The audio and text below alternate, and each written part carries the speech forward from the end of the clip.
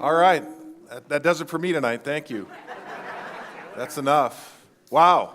It's so nice to be in Wichita, Kansas. I was here 5 years ago at this very hotel working with York, the air conditioning manufacturer, and my good friend Dave Negre, who's since retired. And what I told him, I'm about to tell you, I love this hotel. The pillows are so fluffy.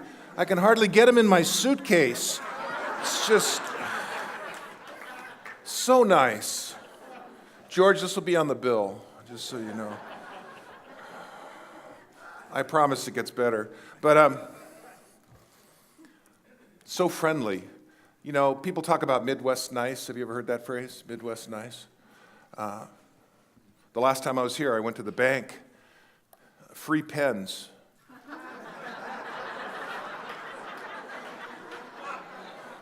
That's really nice. You know, it's really nice.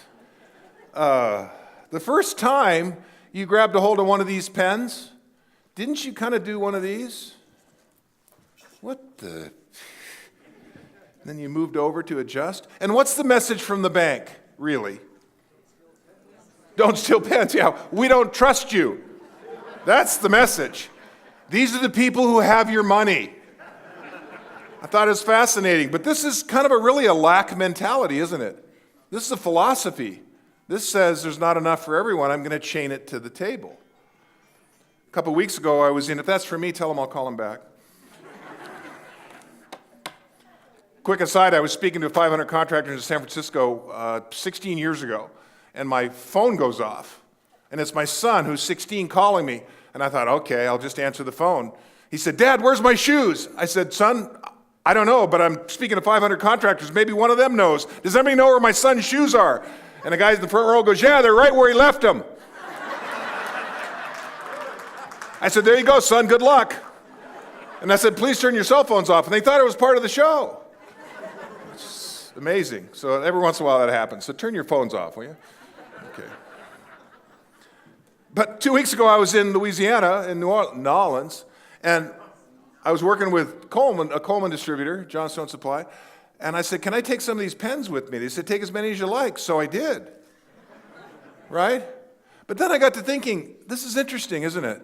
Abundance, lack. Right? Resentment, forgiveness. Hate, love. Right? They're opposites. I'll be talking a little bit about that today. How many of you have heard me speak before? Okay, I can't really see, but yeah, okay, so no one. Fair enough. Thought I was more famous than that. I don't know. How many read one or more of my books? Okay, which Freedom from Fear? And then Freedom from Fat, that's my new one.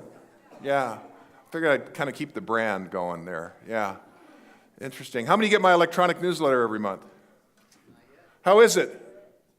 Is it? Is it expensive? Oh, it's free. Oh. And if they sign up and print legibly, could you? What's your name? Eli. Eli, how old are you, Eli?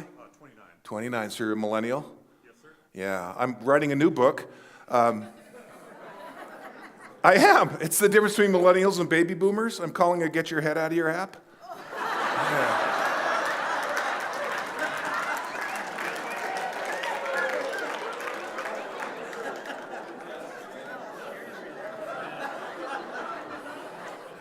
You're laughing, I'm telling you, that's the title. I live on the beach in Edmonds, right? Edmonds, Washington, a town so boring when the tide goes out, it doesn't come back in. And our state flower is algae, you know. It's upper left, USA. It rains 260 days a year in Seattle. Here's how you know somebody's from Seattle. They go, oh, it didn't rain for like 3 days, and then it rains. They go, we needed the rain.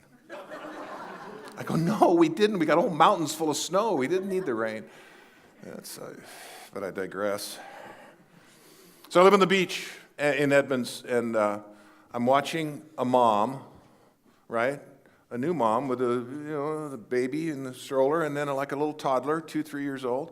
And the little toddler's seeing a starfish. She goes, Mommy, look at the starfish. Mommy. And Mommy's not looking at the starfish. She's on Facebook, just doing this. And it was all I could do to not yell, get your head out of your app. and that's where I got the idea for the title, which is, half the success of a book is coming up with a good title. So, I know what some of you are thinking, though. How tall is he? 5'19" and a half. Vertically gifted, follically challenged. I go to the barber, I say, how about those Seahawks? And 30 seconds later, he says, next. I go to give him a tip, he said I couldn't, that'd be stealing. Trim the ears, he means inside. Yeah. I went to my 40-year high school reunion, this woman said, you've lost some hair since high school. I said, that's a bald-faced lie. I have the same amount I had in high school, it's just moved around a little. It's in my ears and my nose and on my back. So she stepped away, freaked her out.